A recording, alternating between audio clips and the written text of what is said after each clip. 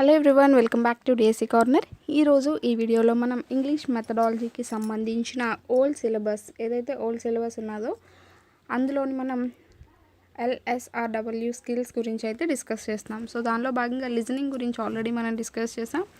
ఈరోజు మిగతా వీలైనన్ని స్కిల్స్ అయితే ఈ వీడియోలో డిస్కస్ చేద్దాం. దానికంటే ముందు మీరు ఎవరైనా ఈ ఛానల్ని ఫస్ట్ టైం చూసినట్టయితే సబ్స్క్రైబ్ చేసుకోండి, పక్కనే ఉన్న బెల్ ఐకాన్ని ట్యాప్ చేసేయండి. దీని ద్వారా నేను ఏ లేటెస్ట్ వీడియో అప్లోడ్ చేసినా అది మీ వరకు వస్తుంది. సో మీరు ఏ వీడియో కూడా మిస్ కాకుండా అయితే చూసేయచ్చు. ఇంకా లేట్ చేయకుండా వీడియోని అయితే స్టార్ట్ చేసేద్దాం. సో వీడియోని చూస్తున్న వాళ్ళందరూ కూడా లైక్ చేసేయండి. అండ్ దీనికి సంబంధించిన PDF అనేది నేను డిస్క్రిప్షన్లో లింక్లో ఇస్తాను. సో లెసన్ అంతా అయిపోయిన తర్వాత మీరు దాన్ని చూసి ఇంపార్టెంట్ పాయింట్స్ అన్నీ కూడా నోట్స్ రాసుకోండి. సో ఆల్రెడీ మనం లిజనింగ్ గురించి డిస్కస్ చేసాం. సో ఇప్పుడు స్పీకింగ్ ఇంట్రడక్షన్ చూస్తే, speech is the most important tool for communication for every individual. So ప్రతి ఒక్కరికి కూడా మాట్లాడడం అనేది ఒక సాధనం కింద అనమాట. అంటే ఒకరితో ఒకరు సంప్రదింపులు జరపడానికి మాట్లాడడం అనేది ఒక సాధనంలాగా అంటే భాష అనేది, ఇక్కడ మాట్లాడడం అంటే భాష అనేది అర్థం అనమాట. అయితే దానికంటే ముందు మీకు ఒక విషయం చెప్పాలనుకుంటున్నాను. సో ఏంటంటే, ఆల్రెడీ మీకు డౌట్ రావచ్చు, ఎందుకు మేడం ఈ స్కిల్స్ LSRW స్కిల్స్ని కూడా ఎంత బ్రాడ్గా ఎక్స్ప్లెయిన్ చేయాలో, ఏదో నార్మల్గా ఒక నోట్స్ రాసి ఎక్స్ప్లెయిన్ చేయొచ్చు కదా అని మీరు అనుకోవచ్చు. కానీ మన ఛానల్ యొక్క ముఖ్య ఇంటెన్షన్ ఏంటంటే, టెక్స్ట్ బుక్లో ఉన్న ప్రతి పాయింట్ కూడా కవర్ అవ్వాలి. సో చాలా ఛానల్స్ అనేవి బిట్స్ రూపంలో ఎక్స్ప్లెయిన్ చేస్తున్నాయి. సో దాని ద్వారా ఏంటంటే కంటెంట్ అనేది మీకు క్లియర్గా అర్థం కాదు. ఈ విధంగా మనం లైన్ టు లైన్ చదువుకుంటూ వెళ్ళినట్టయితే ఫస్ట్ ఆఫ్ ఆల్ మనకి కంటెంట్ అనేది వచ్చినప్పుడే తర్వాత బిట్స్ అనేవి మనం ప్రిపేర్ చేసుకోవాలి. సో ఆ ఉద్దేశంతో ఏంటంటే, ఫస్ట్ కంటెంట్ అనేది అర్థం చేసుకొని దాని తర్వాత బిట్స్ రూపంలో తర్వాత డిస్కస్ చేసుకోవచ్చు అనే ఉద్దేశంతో ఈ విధంగా టెక్స్ట్ బుక్లో ఉన్న ప్రతి లైన్ అయితే ఎక్స్ప్లెయిన్ చేయడం జరుగుతుంది. సో ఎవరైతే బోర్గా ఫీల్ అవుతారో వాళ్ళకి కంటెంట్ అనేది అక్కర్లేదు అనుకుంటే మాత్రం మరేం చేయలేం. సో ఎవరైతే క్లియర్గా పర్ఫెక్ట్గా కంటెంట్ అనేది నేర్చుకోవాలి, ఏ బిట్ కూడా మిస్ కాకూడదు అనుకునే వాళ్ళకైతే ఈ వీడియో అయితే చాలా బాగా యూజ్ అవుతుంది. సో ఇంకా లేట్ వద్దు, స్టార్ట్ చేసేద్దాం.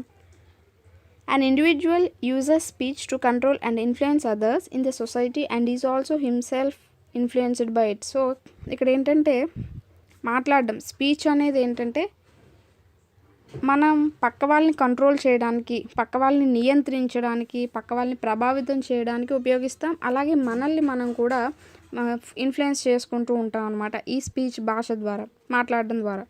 It is a convenient form of communication, time saving and also gives confident to the individual about his or her own language competence. So ఇక్కడ ఏంటంటే, ఈ స్పీచ్ అనేది అంటే మాట్లాడడం అనేది దేనికి ఉపయోగపడుతుంది అంటే కమ్యూనికేషన్కి ఉపయోగపడుతుంది, టైం సేవింగ్కి ఉపయోగపడుతుంది. అలాగే ఒక వ్యక్తి ఎవరైతే మాట్లాడే వ్యక్తి ఉంటారో అతనికి ఉన్న భాష పైన కొంత కాన్ఫిడెన్స్ అనేది కలిగేలా చేస్తారనమాట. సో అతనికి ఉన్న భాషా సామర్థ్యం పైన కొంత కాన్ఫిడెన్స్ ఉండేలాగా చేస్తుందన్నమాట ఈ స్పీకింగ్ అనేది.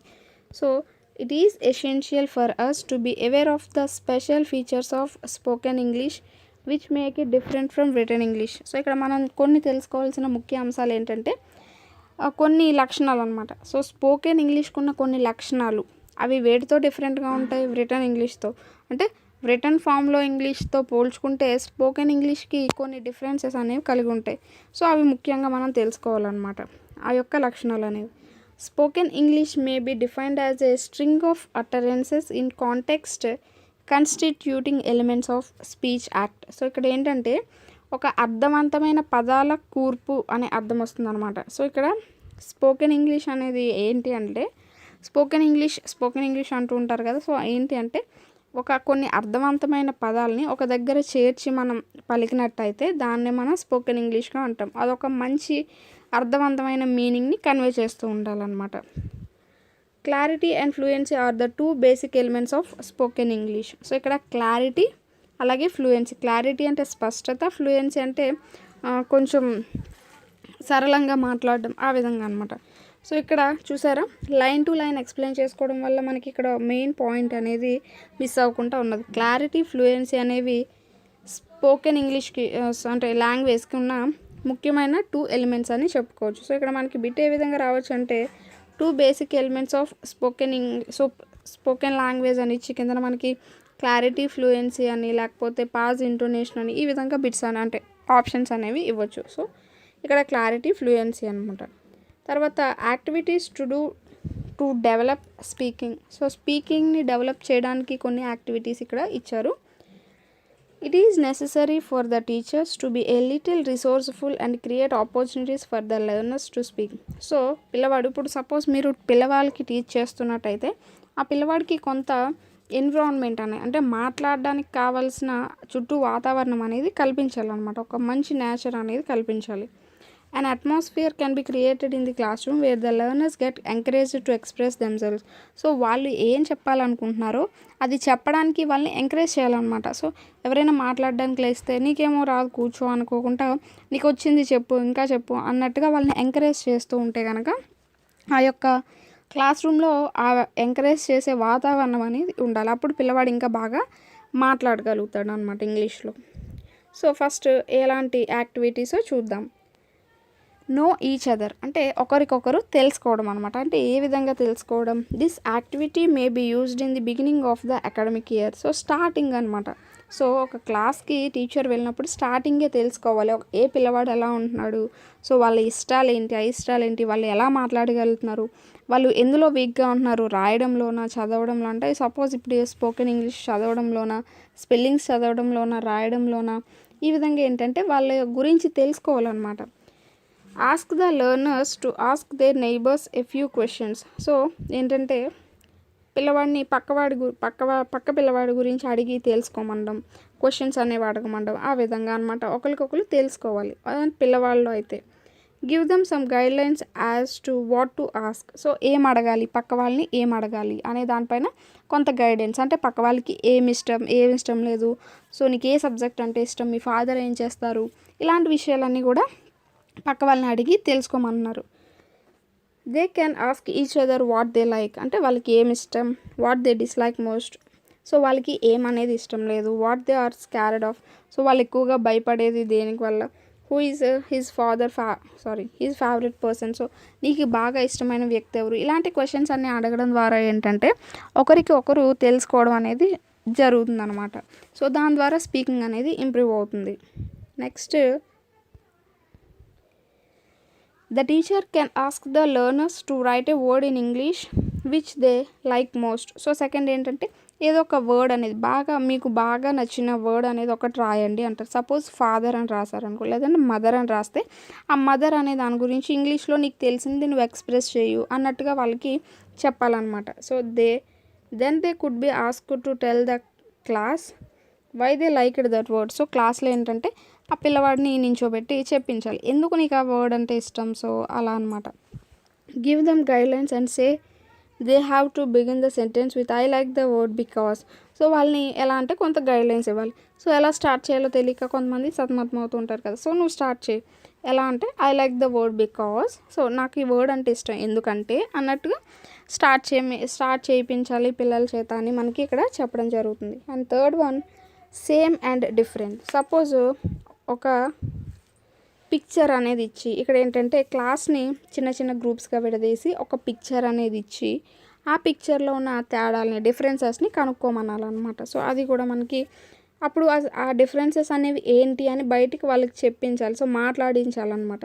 ఆ విధంగా కూడా స్పీకింగ్ని ఇంప్రూవ్ చేయొచ్చు. సో ఇక్కడ చూడండి, divide the class into small groups, give each group a pair of pictures with some differences, they have to say what the difference are. So అక్కడ ఆ పిక్చర్లో ఉన్న డిఫరెన్సెస్ని పిల్లవాళ్ళు చెప్తారనమాట ఆ విధంగా. And fourth one, describing friends. So friends గురించి describe చేయమంటాం.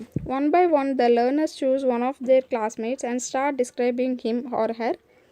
Others try and guess who it is. So ఒక అబ్బాయిని నించోబెట్టి నీ ఫ్రెండ్ గురించి డిస్క్రైబ్ చేయి. సో తను ఎలా ఉంటాడు, తనలో ఉన్న మంచి క్వాలిటీ ఏంటి, తను ఎలా చదువుతాడు.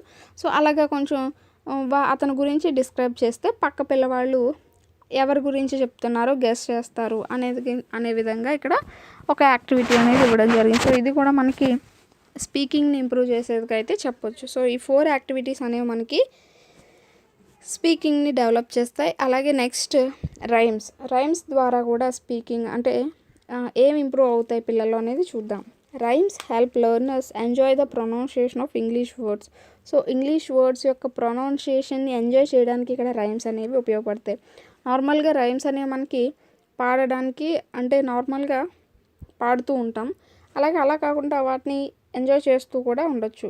At the same time they help them understand some of the functions like greetings, requesting, thanking, giving directions and so on. అలాగే ఇవి దేనికి ఉపయోగపడతాయంటే ఏమైనా గ్రీటింగ్స్ గురించి కానీ, రిక్వెస్టింగ్, థ్యాంకింగ్ గురించి, డైరెక్షన్స్ ఇవ్వడం గురించి, సో వాటిని తెలుసుకోవడానికి కూడా మనకి రైమ్స్ అనేవి ఉపయోగపడతాయని చెప్తున్నారు. Next teaching functions. మనం అంటే బోధిస్తూ ఉంటాం కదా, సో ఆ బోధించడానికి కొన్ని విధులు అనేవి ఉంటాయి. సో బోధనా విధుల కింద ఇక్కడ చెప్పొచ్చు అనమాట. అయితే ఏంటి చూద్దాం. We have just looked at a couple of rhymes that help us teach some language functions to children. So ఇక్కడ మనకి 2 పోయమ్స్ ఇచ్చాడు కదా, ఆ 2 పోయమ్స్ ద్వారా ఏంటంటే పిల్లవాడికి కొన్ని లాంగ్వేజ్ ఫంక్షన్స్ అంటే భాషా విధుల్ని నేర్పించవచ్చు అనమాట. అవి ఏంటి అంటే it is important to teach them to use language in life. So ఇప్పుడు నేర్పించే ఈ లాంగ్వేజ్ ఫంక్షన్స్ అనేవి వాళ్ళకి ఫ్యూచర్లో లాంగ్వేజ్ అనేది ఉపయోగించడానికి బాగా ఉపయోగపడుతూ ఉంటాయి. There are a few functions that language performs and they have to learn the appropriate language to be used in various situations. So దీని ద్వారా ఏంటంటే కొన్ని ఫంక్షన్స్ అనేవి తెలుస్తూ ఉంటాయి. అవి ఎక్కడ ఉపయోగపడతాయి అంటే లాంగ్వేజ్ని అంటే భాషని వివిధ సందర్భాల్లో ఏ విధంగా ఉపయోగించాలి అనేవి తెలుసుకుంటారనమాట. ఫర్ ఎగ్జాంపుల్ అవి ఏంటంటే they need to know how to make enquiries. So enquiries అనేవి ఎలా చేయాలి, ask questions to get informations. So ఏదైనా ఇన్ఫర్మేషన్ తెలుసుకోవడానికి క్వశ్చన్స్ అనేవి ఎలా అడగాలి. అలాగే similarly there are other functions which are listed in the reader and workbook. So అలాంటివి కొన్ని రీడర్లో వర్క్ బుక్లో ఇచ్చారంట. సో ఈ విధంగా ఏంటంటే ఈ లాంగ్వేజ్ ఫంక్షన్స్ అనేవి మనం ఉన్న సిచ్యువేషన్స్కి తగ్గ ఏ విధంగా ఎలా యూజ్ చేయాలి అనే దానిపైన ఆధారపడి ఉంటాయి అన్నమాట. And next the activities have to be used in the classroom for the learners to become familiar with the various functions of language. So మనం క్లాస్ రూమ్లో ఉపయోగిస్తున్న యాక్టివిటీస్ అన్నీ కూడా వాళ్ళ చేత చేస్తున్న పనులన్నీ కూడా ఏంటంటే ఈ లాంగ్వేజ్ ఫంక్షన్స్ తెలుసుకోవడానికి దగ్గరగా ఉండాలన్నమాట. So activities need to be interactive. So ఆ యాక్టివిటీస్ అన్నీ ఎలా ఉండాలంటే ఇంటరాక్టివ్, ఒకరితో ఒకరు సంప్రదింపులు జరిపి ఒకరితో ఒకరు మాట్లాడుకొని చేసేలాగా ఉండాలి. To make them interactive, pair work and group work techniques could be adopted. So ఎప్పుడైతే ఆ విధంగా ఇంటరాక్టివ్ మెథడ్లో మనం చేస్తున్నామో వాళ్ళు పెయిర్గా ఫామ్ అయ్యి అలాగే గ్రూప్గా ఫామ్ అయ్యి కొన్ని టెక్నిక్స్ అనేవి తెలుసుకుంటూ ఉంటారనమాట, నేర్చుకుంటూ ఉంటారు. Sometimes the entire class could be involved in working out A task. ఒక్కొక్కసారి క్లాస్ మొత్తాన్ని కూడా మనం ఒక గ్రూప్గా చేసి ఈ టాస్క్ అనేది ఇవ్వచ్చు. The sole aim of the activities could be to make the learners listen and speak in English. So ఇవన్నీ దేనికోసం అంటే దీని యొక్క మెయిన్ ఎయిమ్ ఏంటి అంటే పిల్లవాళ్ళని మాట్లాడేలాగా అలాగే వినేలాగా చేయడం అనమాట. For example A topic likes and dislikes could be used to teach the learners the functions of asking for and getting information. So ఎగ్జాంపుల్గా లైక్స్ అండ్ డిస్లైక్ అంటే ఏమి ఇష్టం లేదు అని అడగడం ద్వారా ఏంటంటే సో కొంత ఇన్ఫర్మేషన్ అనేది వాళ్ళ దగ్గర నుంచి తీసుకోవచ్చు అనమాట. అదొక లాంగ్వేజ్ ఫంక్షన్ కింద చెప్పొచ్చు. This could help the learners relate the functions to real life conversation. So ఇవన్నీ కూడా ఏంటంటే మనకి ఈ లాంగ్వేజ్ ఫంక్షన్స్ అన్నీ తెలుసుకోవడం ద్వారా అవన్నీ కూడా మనకి రియల్ లైఫ్లో నిజ జీవితంలో ఉపయోగపడతాయి అని ఇక్కడ చెప్తున్నారు. సో ఇది మనకి టీచింగ్ ఫంక్షన్స్ గురించి అయితే. And next reading. సో ఇక్కడ మనకి రీడింగ్ గురించి కనుక చూసినట్టయితే reading is a receptive skill. So reading is a receptive skill అంటే ఏంటంటే కొంత ఇన్ఫర్మేషన్ని రిసీవ్ చేసుకుంటున్నారనమాట. సో ఇక్కడ లిజనింగ్, రీడింగ్ అనేవి రిసెప్టివ్ స్కిల్స్ కింద వస్తాయి. ఎందుకంటే లిజనింగ్ వినడం ద్వారా కొంత ఇన్ఫర్మేషన్ని మనం గ్రహిస్తూ ఉంటాం. సో ఇక్కడ రీడింగ్ ద్వారా కూడా ఏంటంటే మనకి కొంత ఇన్ఫర్మేషన్ని రిసీవ్ చేసుకుంటూ ఉంటాం అనమాట. అయితే ఈ 2 స్కిల్స్ లిజనింగ్ మనకి రీడింగ్ కూడా పాసివ్ స్కిల్స్ కింద చెప్పొచ్చు అనమాట. అంటే అందులో మనం యాక్టివ్గా ఉండం అనమాట. ఓన్లీ మనం కొంత ఇన్ఫర్మేషన్ గ్రహిస్తాం తప్ప ఎలాంటి ఇన్ఫర్మేషన్ని మనం తిరిగి ఇవ్వం అనమాట. అందువల్ల ఏంటంటే ఇక్కడ రీడింగ్, లిజనింగ్ అనేవి పాసివ్ స్కిల్స్ కింద చెప్పుకుంటాం, అలాగే రిసెప్టివ్ స్కిల్స్ కింద. అలాగే స్పీకింగ్, రైటింగ్ అనేది ఏంటంటే కొంత ప్రొడక్టివ్ స్కిల్స్ కింద చెప్పుకుంటాం అనమాట. అంటే కొంత ప్రోడక్ట్ని, కొంత ఇన్ఫర్మేషన్ని బయటికి మనం ఇస్తూ ఉంటాం. అలాగే ఆ రెండు స్పీకింగ్లో, రైటింగ్లో కూడా మనం వాటిలో పాల్గొంటూ ఉంటాం కాబట్టి అవి యాక్టివ్ స్కిల్స్ కింద కూడా చెప్పుకుంటూ ఉంటాం అనమాట. అయితే ఇక్కడ రీడింగ్ అనేది రిసెప్టివ్ స్కిల్, ఎందుకంటే కొంత ఇన్ఫర్మేషన్ని మనం గెయిన్ చేస్తాం కాబట్టి. It helps learners understand language, it's structure, spelling system and the nonsense much better. So ఇక్కడ ఏంటంటే రీడింగ్ ద్వారా ఏంటంటే చదివేవాడు, లెర్నర్ ఎవరైతే ఉంటారో వాళ్ళు లాంగ్వేజ్ని అర్థం చేసుకుంటాడు, అందులో ఉన్న స్ట్రక్చర్స్ని అర్థం చేసుకుంటాడు, స్పెల్లింగ్ సిస్టమ్ని అర్థం చేసుకుంటాడు, అలాగే నాన్సెస్ అంటే వాటిని కూడా అర్థం చేసుకుంటూ ఉంటారనమాట. Reading also means understanding the content. So reading అంటే ఏంటి అర్థం, సో ఆ యొక్క టెక్స్ట్ ఏదైతే టెక్స్ట్ ఉంటుందో, కంటెంట్ ఉంటుందో దాన్ని అర్థం చేసుకోవడమే. Or what the writer has said, లేకపోతే ఎవరైతే చెప్పే వ్యక్తి, ఒక రైటర్ అనేవారు అంటే రాసిందే కదా మనం చదువుతూ ఉంటాం. సో రిటర్న్ ఫామ్లో ఉన్నది మనం చదువుతూ ఉంటాం. ఆ రాసింది మనకి, ఆ రాసిన అతను ఏం చెప్పాలనుకుంటున్నాడో అది మనం అర్థం చేసుకోవడమే ఇక్కడ రీడింగ్ కింద కూడా చెప్పొచ్చు అనమాట. We get a lot of information from return text. So మనకి ఈ రిటర్న్ టెక్స్ట్లో చాలా ఇన్ఫర్మేషన్ అనేది దొరుకుతూ ఉంటుంది. మనం చదువుతున్నామంటే ఏంటంటే ప్రతిదీ కూడా అది రాసిందే. సో రాసిందే మనం చదువుతూ ఉంటాం. ఈ విధంగా ఏంటంటే మనకి చాలా నాలెడ్జ్ అనేది, చాలా ఇన్ఫర్మేషన్ అనేది ఈ రిటర్న్ టెక్స్ట్ ద్వారా వస్తూ ఉంటుంది. Hence reading helps us improve our knowledge. So దీని ద్వారా ఏంటంటే మన నాలెడ్జ్ అనేది ఇంప్రూవ్ అవుతుంది. సో చాలామందికి ఎక్కువ బుక్స్ ఎవరైతే చదువుతారో వాళ్ళకి ఎక్కువ నాలెడ్జ్ అనేది వస్తూ ఉంటుంది, ఎందుకంటే వాళ్ళకి చాలా ఇన్ఫర్మేషన్ అనేది అందుతూ ఉంటుంది కాబట్టి వాళ్ళకి నాలెడ్జ్ అనేది ఎక్కువగా ఉంటూ ఉంటుంది. Does reading is an active process. So దానివల్ల యాక్టివ్ ప్రాసెస్ కింద చెప్పుకుంటూ ఉంటాం. Comprehension and speed should be balanced. So reading అనగానే ఇందాక మనకి స్పీకింగ్ అనగానే క్లారిటీ, ఫ్లూయెన్సీ ఎలా అన్నామో, ఇక్కడ రీడింగ్ అనగానే మనకి కాంప్రహెన్షన్, స్పీడ్ అనేది బ్యాలెన్సింగ్గా జరుగుతూ ఉండాలి. Learners need to understand the content and also should be able to read with reasonable speed. So చదివే వ్యక్తి దాన్ని అర్థం చేసుకుంటూ ఉండాలి, అలాగే తగిన స్పీడ్తో కూడా దాన్ని చదువుతూ ఉండాలి. One skill cannot be developed at the cost of the other. So ఒకటి ఎప్పుడైతే డెవలప్ అవ్వలేదో ఇంకొకటి కూడా మనకు డెవలప్ అవ్వలేదు అనమాట. ఒకటి ఎప్పుడైతే డెవలప్ అయిందో ఖచ్చితంగా ఇంకొకటి డెవలప్ అవుతుంది.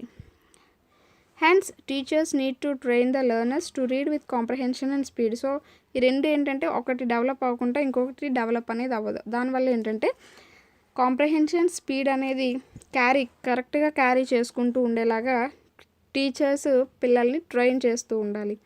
Factors which hamper speed are, so speed యొక్క ముఖ్య ఫ్యాక్టర్స్ ఏంటంటే running the finger along the lines. So line పైన చేపెట్టి ఈ విధంగా ఇలా వెళ్ళడం. సో నేను ఆల్రెడీ చెప్తూ ఉంటాను కదంటే నేను ఈ విధంగా లైన్ చేస్తూ ఉంటాను, ఎందుకంటే నేను ఎక్కడ చెప్తున్నానో మీకు తెలియదు కాబట్టి ఈ విధంగా నేను అక్కడక్కడ మనకి ఈ విధంగా పాయింట్అవుట్ చేస్తూ ఉంటాను. ఈ విధంగా అంటే running the finger along the lines. So lines వెంబడి ఫింగర్ని తీసుకుని వెళ్తూ ఉండడం ద్వారా ఫాస్ట్గా చదవగలరు. అలాగే రీడింగ్ వర్డ్ బై వర్డ్ చదవడం ద్వారా moving eyes along the lines. So లైన్స్ని అలా తిప్పుతూ, అంటే మన ఐస్ని లైన్స్ మీద అలా తిప్పుతూ చదవడం. అలాగే moving the head along the lines. So head కూడా అలాగా మనం మూవ్ చేస్తూ చదవడం. Going back and forth in reading. So వెనక్కి వెళ్తూ చదవడం. And subvocalization, reading the text in groups of words at a time. So ఒకసారి ఎక్కువ పదాలు అనేవి చదవడం ద్వారా anticipating the meaning, reading silently and thinking while reading help learners to read faster. So చదువుతూ సైలెంట్గా చదవడం, చదువుతున్నప్పుడు ఆలోచిస్తూ చదవడం, ఇవన్నీ కూడా మనకి ఏంటంటే చదివేటప్పుడు కొంచెం స్పీడ్ అనేది ఇంప్రూవ్ చేయడానికి ఉపయోగపడతాయని చెప్తున్నారు. And next we read a number of text and a variety of text. So మనం చాలా అంటే ప్రతిదీ కూడా ఒకే రిటర్న్ ఫామ్లో ఉండదు, చాలా డిఫరెన్సెస్ అనేవి ఉంటాయి. మనం వేరువేరుగా చదువుతూ ఉంటాం. We do not read all these texts in the same way. So అవన్నీ కూడా మనం ఒకేలాగా చదవలేం. Our aim is to extract the required information from the text. So మనం ఎందుకు చదువుతాం అంటే మనకు ఒక సర్టెన్ మీనింగ్ కావాలి, సో సర్టెన్ ఇన్ఫర్మేషన్ అనేది రావడం కోసం చదువుతూ ఉంటాం. If we understand the process of reading, we can adopt the right strategy to read a text. So చదివే యొక్క విధానం అనేది మనం నేర్చుకున్నట్టయితే దేన్ని ఎలా చదవాలి అనేది మనకి అర్థమవుతుందన్నమాట. సో ఆ యొక్క స్ట్రాటజీని మనం ఉపయోగించి చదవచ్చు. సో ఇక్కడ ముందు టైప్స్ ఆఫ్ రీడింగ్లో ఎన్ని రకాలు ఉంటాయో చూద్దాం. The primary objective of A reader is to extract information from the text. So ముఖ్యమైన ఫస్ట్ ఆఫ్ ఆల్ చదువుతున్నారు అంటే అది దేనికోసం అంటే ఇన్ఫర్మేషన్ని పొందడం కోసమే. Therefore, depending on the type of text, reading may be extensive or intensive. So ఇక్కడ ఏంటంటే ఆ యొక్క టెక్స్ట్ పైన ఆధారపడి ఏదైతే టెక్స్ట్ ఉంటుందో రిటర్న్ ఫామ్లో ఆ టెక్స్ట్ పైన ఆధారపడి రీడింగ్ అనేది 2 టైప్స్ ఉంటుంది, ఎక్స్టెన్సివ్, ఇంటెన్సివ్. సో ఇక్కడ ఇంటెన్సివ్ గురించి ఇచ్చాడు చూద్దాం. ఎక్స్టెన్సివ్ గురించి ఇచ్చాడు చూద్దాం. Extensive reading is reading for specially required information or getting the gist of the passage or a book. So extensive అనగానే ఏం కాదండి, ఒక్కటే ఫుల్ ఐడియా అనమాట. సో ఒక పారా అనేది ఉన్నది, ఆ పారా అనేది దేని గురించి అని మొత్తంగా అది మొత్తం దేని గురించి ఎక్స్ప్రెస్ చేస్తుందని తెలుసుకోవడమే ఎక్స్టెన్సివ్ రీడింగ్ అనమాట. అంటే సపోజ్ ఇప్పుడు ఒక పారా ఉన్నది, అది ఒక ఎన్విరాన్మెంట్ గురించి ఉన్నదన్నమాట. సో పొల్యూషన్ గురించి ఉన్నది, మీరు ఏంటంటే అది పొల్యూషన్ గురించే ఉన్నది అని ఎలా తెలుసుకుంటారు అనేది ఇక్కడ ఇచ్చాడు చూద్దాం. అయితే అది ఎలా తెలుసుకోవాలి అంటే ఇక్కడ స్పెషల్లీ రిక్వైర్డ్ ఇన్ఫర్మేషన్ ఏదో ఒక అలాగే గిస్ట్ అంటే ఏంటంటే మొత్తం ఒక ఐడియా, సెంట్రల్ ఐడియా అనమాట. సో సెంట్రల్ ఐడియాని తెలుసుకునేది extensive reading. In intensive reading one gets the habit of reading for pleasure and involves reading quickly. So extensive రీడింగ్లో ఏంటంటే కొంత అంటే చాలా ఫాస్ట్గా మెయిన్ ఐడియా అనేది తెలుసుకోవాలి అని ఆతృతతో ఈ ఎక్స్టెన్సివ్ రీడింగ్ అనేది ఉంటుంది. One does not read every sentence. So ప్రతి సెంటెన్స్ని చదువుకుంటూ వెళ్ళడం అనేది జరగదనమాట, ఒక సెంట్రల్ ఐడియా అనేది మాత్రమే కావాలి ఇక్కడ. Rapid extensive reading develops reference skills in the reader. So reference స్కిల్స్ని ఇంప్రూవ్ చేస్తుంది. అలాగే ఇది ఎక్స్టెన్సివ్ రీడింగ్ గురించి. ఇప్పుడు ఇంటెన్సివ్ రీడింగ్ కనుక చూస్తే is done for getting every detail of the text. So దానికి క్వైట్ ఆపోజిట్ ఇంటెన్సివ్ అనమాట. అంటే ప్రతి లైన్ని కూడా మనం చదువుకుంటూ వెళ్తూ ఉంటాం. Each sentence is read carefully to extract and retain complete meaning. ప్రతి ఒక్క సెంటెన్స్ మీనింగ్ కూడా మనం తెలుసుకుంటూ వెళ్తే అది ఇంటెన్సివ్ రీడింగ్ అవుతుంది. ఇప్పుడు మనం ఈ యొక్క లెసన్ అనేది చెప్పుకుంటున్నాం, ఇది ఏ రీడింగ్ అని కనుక చూస్తే ఇది ఇంటెన్సివ్ రీడింగ్. ఎందుకంటే మనం ప్రతి లైన్ కూడా ఎక్స్ప్లెయిన్ చేసుకుంటూ వెళ్తాం. అలా కాకుండా ఇప్పుడు సోషల్లో కనుక చూస్తే బిట్స్ అనేవి మనం ఎక్స్ప్లెయిన్ చేసుకుంటూ వెళ్తున్నాం, అంటే అక్కడ ఏంటి అది ఎక్స్టెన్సివ్ రీడింగ్ కింద. ఎందుకంటే ఓన్లీ మెయిన్ పాయింట్స్, ఒక సెంట్రల్ ఐడియా మాత్రమే అక్కడ మనం డిస్కస్ చేస్తున్నాం. ఇక్కడ కాదు, అలా కాదు. సో ప్రతి లైన్ కూడా డిస్కస్ చేస్తున్నాం కాబట్టి ఇది ఇంటెన్సివ్ రీడింగ్ కిందకి రావడం జరుగుతుంది. సో అది మనకి రెండింటికి ఉన్న difference. One can read a text either silently or aloud. So ఒక టెక్స్ట్ అనేది ఉన్నదంటే ఇప్పుడు ఈ టెక్స్ట్ అనేది ఉన్నది, దీన్ని సైలెంట్గా అయినా చదవచ్చు, బయటికి పెద్దగా అయినా చదవచ్చు. Both silent as well as reading allowed have their respective advantages. So బయటికి చదవడం ద్వారా లోపల చదువుకోవడం ద్వారా ఏంటంటే రెండు దగ్గర ఒకే అడ్వాంటేజెస్ని, ఒకే లాభాలని కలిగి ఉన్నాయి. ఏంటో చూద్దాం. Generally reading allowed is encouraged in the primary level and silent reading is emphasised more at higher levels of learning. So చిన్నపిల్లలు ఎవరైతే ప్రైమరీలో ఉంటారో వాళ్ళకి పెద్దగా బిగ్గరగా చదవడం అనేది సపోర్ట్ చేస్తూ ఉంటారు. హయ్యర్ క్లాసెస్కి వెళ్ళే కొలది ఏంటంటే వాళ్ళకి సైలెంట్ రీడింగ్ అనేది అలవాటు చేస్తూ ఉంటారు. ఇది మనకి బిట్ ఇంపార్టెంటే. Reading allows the reader to share information with others. అలాగే బయటికి చదవడం ద్వారా ఏంటంటే ఇన్ఫర్మేషన్ని ఇంకొకరికి షేర్ చేయొచ్చు అనమాట. అలాగే it helps the reader to pronounce words giving stress on the right syllables and refine speech using the appropriate intonation and pausing at the right places. So బయటికి చదవడం ద్వారా లాభాలు ఏంటి అంటే సిలబుల్స్ దగ్గర స్ట్రెస్ అనేది కరెక్ట్గా ఉంటుందా లేదా, స్పెల్లింగ్ అనేది కరెక్ట్గా ప్రొనౌన్సియేషన్ చేస్తున్నారా లేదా, స్ట్రెస్ ఎక్కడ ఇస్తున్నారు, అలాగే ఎక్కడ పాస్ చేస్తున్నారు. సో ఇవన్నీ కూడా ఏంటంటే మనకి తెలుస్తాయి బయటకు చదవడం ద్వారా. అలాగే లోపల సైలెంట్గా చదువుకుంటే ఇవన్నీ మనకు తెలియదు కదా. సో ఇవన్నీ మనం పిల్లల్లో తెలుసుకోవాలి అనుకుంటే మనం బయటకే చదవమని చెప్పాలి. The teacher also helps the learners by correcting them.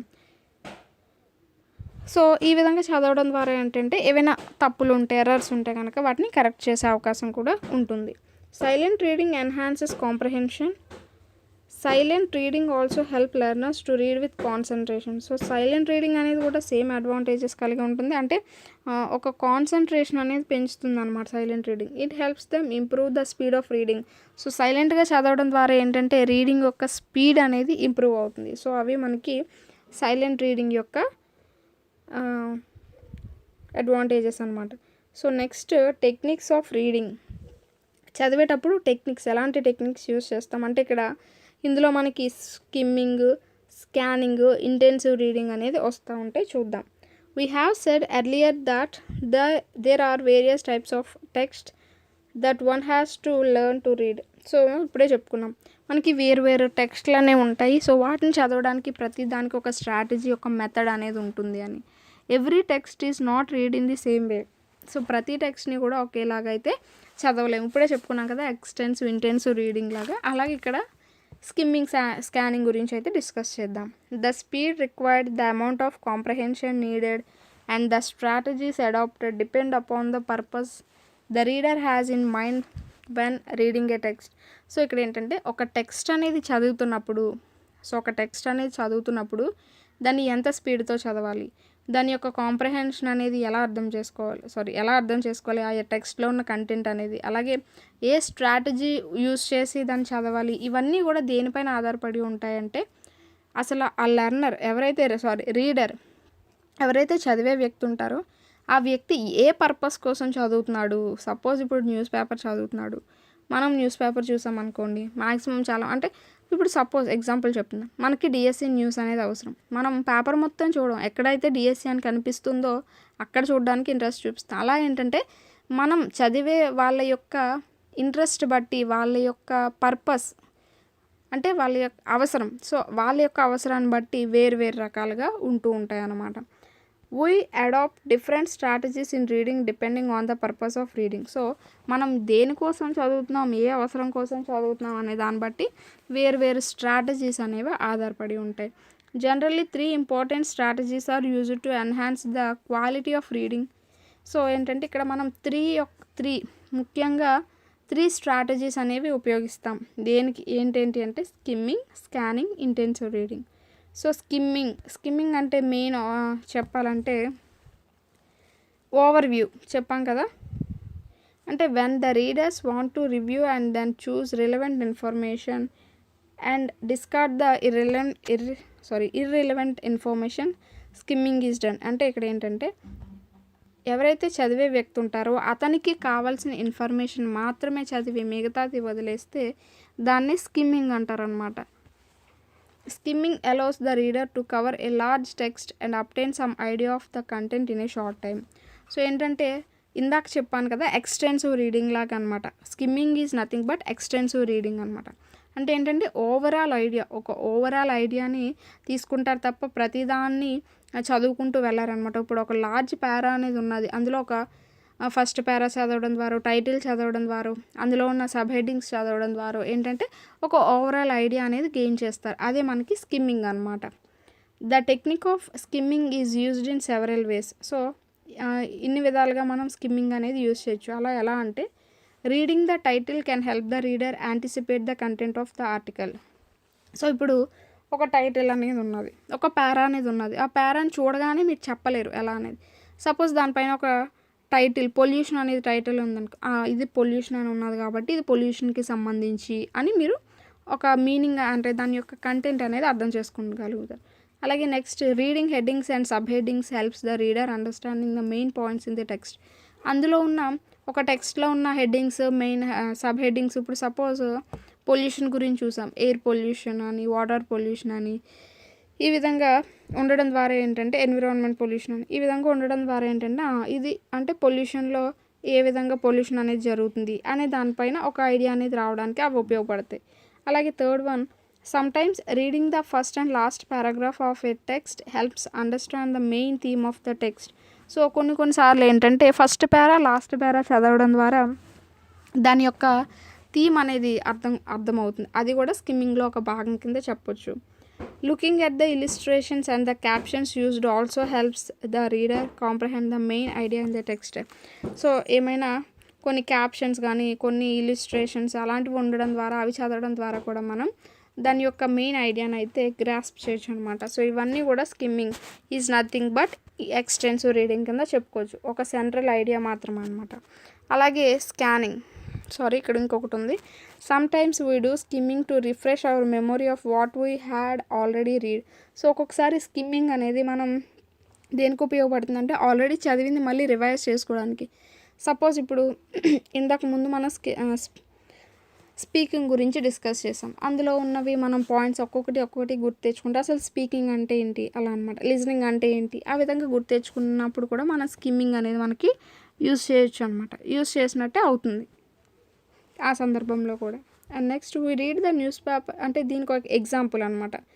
ఈ స్కిమ్మింగ్కి ఎగ్జాంపుల్ ఏంటంటే we read the news paper headline and choose to go in to detail news. So news paper headline చూడడం ద్వారా ఏంటంటే అది దేనికి సంబంధించింది అనేది మనకి తెలుస్తుంది అనమాట, ఆ విధంగా అనమాట. సో న్యూస్ పేపర్ హెడ్లైన్ అనేది దేనికి చదవడం అనేది దేనికి ఉదాహరణ అంటే మనకి స్కిమ్మింగ్ అని చెప్పొచ్చు. అండ్ నెక్స్ట్ స్కానింగ్, దీని ఓవరాల్ మీనింగ్ సింపుల్గా చెప్పాలంటే మనకి అవసరమైన దాన్ని మాత్రమే, మనకి అవసరమైన ఇన్ఫర్మేషన్ని తీసుకోవడమే స్కానింగ్ అనమాట. ఇక్కడ చూడండి, when the reader is looking for specific information he or she adopts the technique of scanning. So ఎవరైతే స్పెసిఫిక్ ఇన్ఫర్మేషన్ గురించి వెతుకుతారో వాళ్ళు స్కానింగ్ అనే స్ట్రాటజీని ఉపయోగిస్తూ ఉంటారనమాట. Readers eyes run methodically and quickly over the material and stop at places where the information is located. So ఏదైనా మీరు ఒక పెద్ద టేబుల్ అనేది ఉన్నది, అందులో మీ మార్క్స్ ఈ విధంగా ఒక మార్క్స్ లిస్ట్ అనేది ఉన్నది, అందులో మీ నేమ్ మీరు చూసుకోవాలనుకుంటున్నారు. సో మీ నేమ్ మీరు చూసుకోవాలనుకున్నప్పుడు ఫాస్ట్గా మీ నేమ్, మీ లెటర్ ఎక్కడ ఉన్నదో అక్కడికి వెళ్ళిపోతూ ఉంటారు. అక్కడ స్పెసిఫిక్ ఇన్ఫర్మేషన్ మాత్రమే మీకు కావాలి, మిగతాదంతా మీకు అవసరం లేదు. సో మీ ఇన్ఫర్మేషన్ని మీరు స్కాన్ చేసుకుంటారనమాట. సో అందుకని ఇక్కడ స్కానింగ్ అనేది ఇవ్వడం జరిగింది.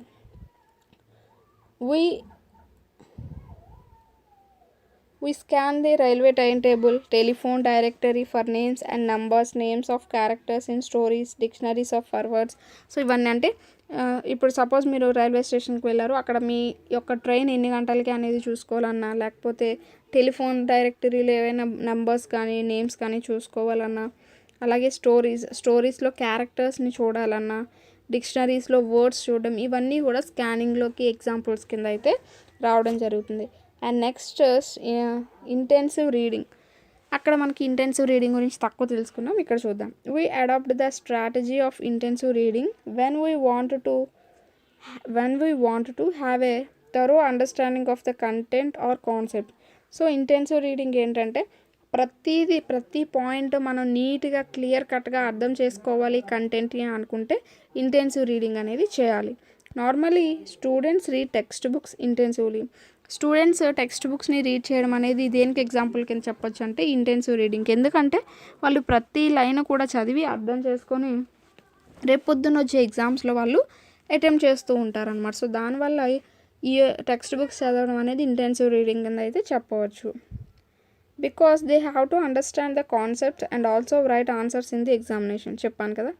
సో దీనికి ఎగ్జాంపుల్ కింద ఏం చెప్పుకోవచ్చు అంటే ఇప్పుడు సపోజ్ లాయర్స్ ఉన్నారు, lawyers read the cases carefully to argue in the court. So case అనేది చాలా జాగ్రత్తగా చదువుతూ ఉంటారు ప్రతి పాయింట్ కూడా, ఎందుకంటే కోర్టులో ఆర్గ్యూ చేయాలి, వాదించాలి కాబట్టి. Similarly certain reports are read intensively to understand the critical issues or the crux of the matter. So ఏవైనా ఒక మ్యాటర్ అనేది ఉన్నదనుకోండి, ఒక విషయం ఉన్నదంటే దాన్ని డీప్గా ప్రతి పాయింట్ కూడా చదువుతూ ఉంటారనమాట.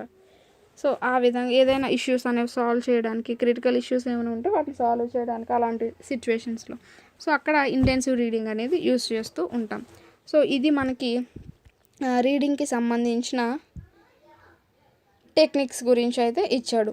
అండ్ నెక్స్ట్ మెథడ్స్, టెక్నిక్స్ అనేవి యూస్ చేస్తున్నాం. తర్వాత మెథడ్, చదివేటప్పుడు ఎలాంటి మెథడ్ యూస్ చేయాలి. ఇప్పుడు ఇందాకే చెప్పుకున్నాం మనకి డిఫరెంట్ టెక్స్ట్లు అనేవి ఉంటాయి. సో ఆ డిఫరెంట్ టెక్స్ట్ని చదవడానికి ఏ టెక్స్ట్కి ఏ మెథడ్ యూస్ చేయాలి అనేది కూడా మనకి తెలిసి ఉండాలన్నమాట. సో ఆ విధంగా టెక్స్ట్ని కూడా చూద్దాం. When the learners read a text if they do not understand the content. So ఎవరైనా సపోజ్ ఒక లెర్నర్ ఒక టెక్స్ట్ని చదివాడు కానీ అది అతను అర్థం చేసుకోలేదు అంటే it could be because there are too many unfamiliar words or the structures of the sentences could be unfamiliar. So అలా అర్థం చేసుకోలేకపోవడం అంటే ఏంటంటే కొన్ని వర్డ్స్ కానీ సెంటెన్సెస్ కానీ అర్థవంతంగా లేవు అని అర్థం వస్తుంది. They may be a third reason also. అలాగే ఇంకొక కారణం కూడా ఉన్నది. ఏంటి అంటే if the subject matter is beyond the level of the learner then also it becomes incomprehensible to the learner. So ఒకవేళ ఆ టెక్స్ట్ అనేది ఆ యొక్క లెర్నర్ లెవెల్కి మించి ఉన్నది అనుకోండి. సపోజ్ ఇప్పుడు సెకండ్ క్లాస్ చదివే పిల్లాడు ఉన్నాడు. సెకండ్ క్లాస్ చదివే పిల్లాడికి సెకండ్ క్లాస్కి తగ్గ లెవెల్కి అతనికి చదవమని ఇవ్వాలి. అలా కాకుంటే 10th క్లాస్ బుక్ తెచ్చి చదవమంటే చదవగలడా? లేదు కదా. సో అలాగా చదివింది ఆ యొక్క లెర్నర్ లెవెల్కి తగ్గట్టు ఉన్నదనుకోండి, అక్కడ ఉన్న కంటెంట్లో ఉన్న మీనింగ్ అనేది అర్థం చేసుకోగలడు, లేకపోతే అర్థం చేసుకోలేడు. సో ఆ విధంగా 3 రీజన్స్ అనేవి ఉంటాయి టెక్స్ట్ని అర్థం చేసుకోకపోవడానికి. There are various methods adapted to teach reading. So రీడింగ్ని టీచ్ చేయడానికి ఎలా చదవాలి, ఏం చదవాలి అలా చెప్పడానికి మనకి చాలా మెథడ్స్ అనేవి ఉన్నాయి. ఇవన్నీ కూడా మనకి టీచర్స్కి సంబంధించినవి అనమాట. First of all the alphabetic method means teaching the letters of the alphabet first and then the words are thought. First ఏంటంటే ఆల్ఫాబెట్ మెథడ్ అంటే ఏంటి, ఫస్ట్ అందరూ చేసేది స్కూల్స్లో ఫస్ట్ ఆల్ఫాబెట్స్ అనేవి నేర్పిస్తారు, తర్వాత వర్డ్స్ అనేవి, తర్వాత సెంటెన్సెస్ అనేవి. ఈ విధంగా చేస్తే అది alphabet method. Finally the learner is made to read short sentences. So ఆ విధంగా వర్డ్స్ సెంటెన్సెస్ ఈ విధంగా చదువుతూ వెళ్తూ ఉంటాడు అనమాట. Finally continuous text is given. చివరికి సెంటెన్సెస్ చిన్న చిన్న సెంటెన్సెస్ చదవడం నేర్చుకున్న తర్వాత ఒక టెక్స్ట్ అనేది చదవడం నేర్చుకుంటాడు. అది మనకి ఆల్ఫాబెటిక్ మెథడ్లో ఉంటుంది. అలాగే however the spelling of words and pronunciation may pose a problem for the learner in reading English text. So English చదివేటప్పుడు ఏంటంటే స్పెల్లింగ్ ప్రాబ్లమ్స్, స్పెల్లింగ్ ప్రొనౌన్స్ చేయడంలో ప్రాబ్లమ్స్ కానీ, అలాగే మామూలు ప్రొనౌన్సియేషన్లో ప్రాబ్లమ్స్ కానీ ఎదుర్కొంటూ ఉంటారు.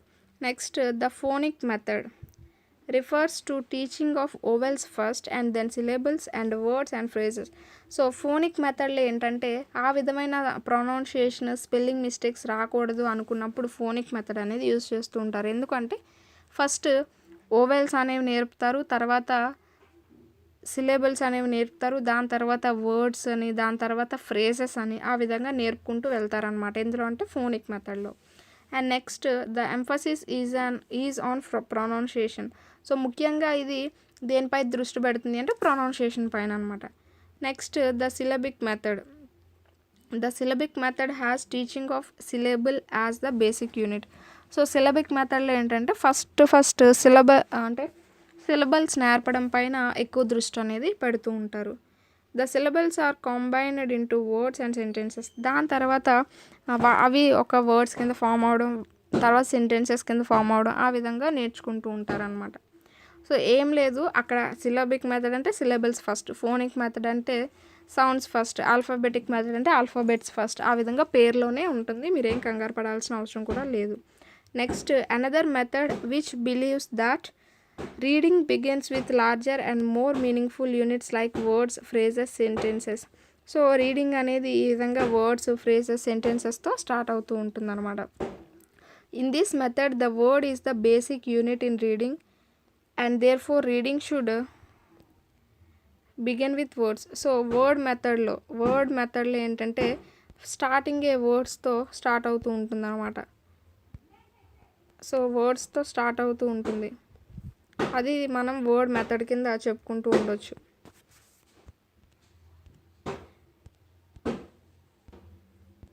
అండ్ నెక్స్ట్ చూస్తే in this method words are presented along with pictures which represent the words. So pictures రూపంలో ఏంటంటే వర్డ్స్ని ముందు నేర్పుతూ ఉంటారు.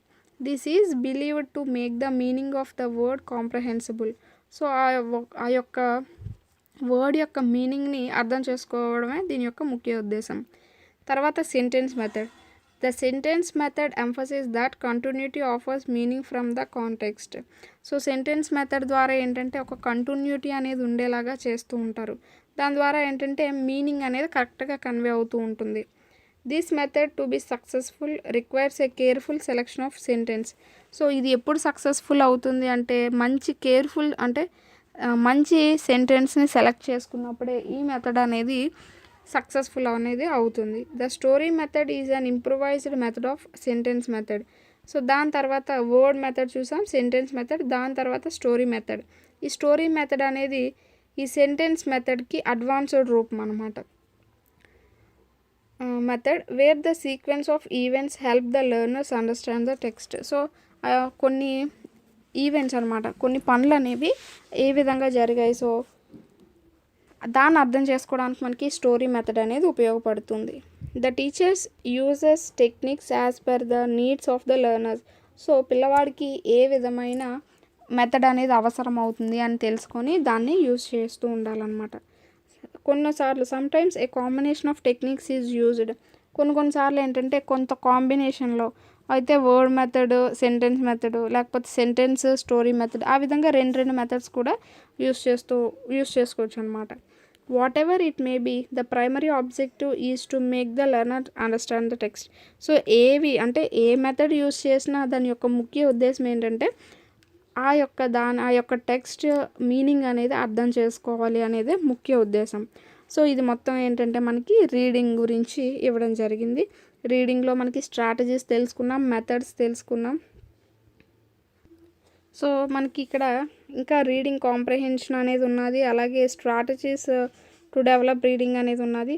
అయితే వీడియో అనేది ఇంకా ఎక్కువ లెంతీ అయిపోతుంది కాబట్టి ఇక్కడతో మనం వీడియో అనేది ఆపేద్దాం. అండ్ నెక్స్ట్ వీడియోలో ఈ రీడింగ్లో ఉన్న రిమైనింగ్ పార్ట్ అలాగే రైటింగ్ గురించి అయితే మనం డిస్కస్ చేసుకుందాం. సో మొత్తం మనకి ఈ ఓల్డ్ టెక్స్ట్ బుక్లో ఉన్న స్కిల్స్, LSRW స్కిల్స్ అనేవి 3 పార్ట్స్ కింద అయితే వీడియోస్ అనేవి చేయడం జరుగుతుంది. ఇది మనకి సెకండ్ పార్ట్. ఇంకా థర్డ్ పార్ట్లో రీడింగ్లో ఉండిపోయిన రిమైనింగ్ పార్ట్ రైటింగ్ గురించి అయితే మనం డిస్కస్ చేద్దాం. హోప్ ఈ వీడియో అయితే మీ అందరికీ నచ్చింది అనుకుంటున్నాను. ఈ వీడియో కనుక మీకు నచ్చినట్టయితే లైక్ చేయండి, షేర్ చేయండి, సబ్స్క్రైబ్ చేయండి. అండ్ మీకు తెలిసిన వాళ్ళందరికీ కూడా ఈ వీడియోని అయితే షేర్ చేసి వాళ్ళని కూడా సబ్స్క్రైబ్ చేసుకోమని చెప్పండి. దీంట్లో మనకి ఫుల్ కంటెంట్ అనేది అయితే అర్థమయ్యే విధంగా అందించడం జరుగుతుంది. సో దీని ద్వారా మీరు కంటెంట్ని నేర్చుకుంటారు కాబట్టి బిట్ అనేది పోయే అవకాశం అనేది ఉండదు. సో నెక్స్ట్ వీడియోతో అయితే మళ్ళీ కలుద్దాం. Thanks for watching.